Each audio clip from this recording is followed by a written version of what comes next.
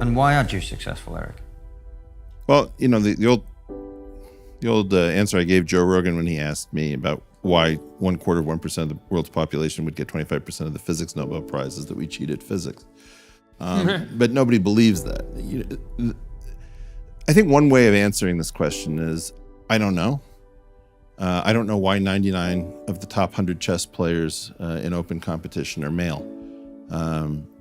It feels like a trap to answer the question. I would say that our culture is very clear that if we want to survive, we have to do really, really well and we have to contribute back. So as a diaspora culture, in part, our strategy is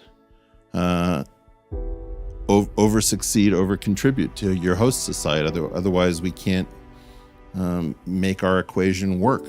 So in part, it's a question of anthropics. You're only asking the supposed JQ because there are still Jews after this many thousand years, and the strategy works. And just go, if you're in the U.S., for example, go look at who donated the wings of your local hospitals and tell me what the last names are, and I guarantee you that some of them are going to be Jewish, no matter where you are. So in part, this is how we live.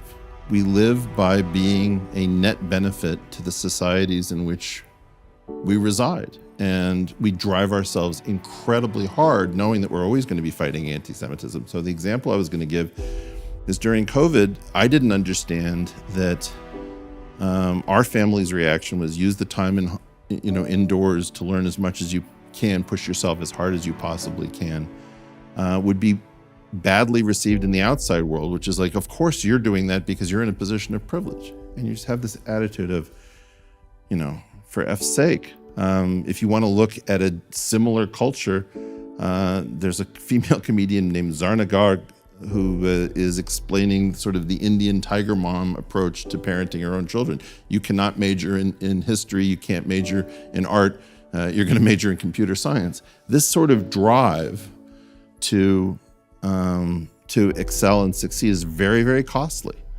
And I understand a culture that doesn't push their kids as hard. But to be honest, if the Jews are going to survive, they have to compete. They have to do very, very well in the competition, and they have to give back. And anyone who attempts to talk about proportional representation is fundamentally messing with the Jewish equation for survival. If we cannot compete, succeed, and give back, we have a serious problem as Jews.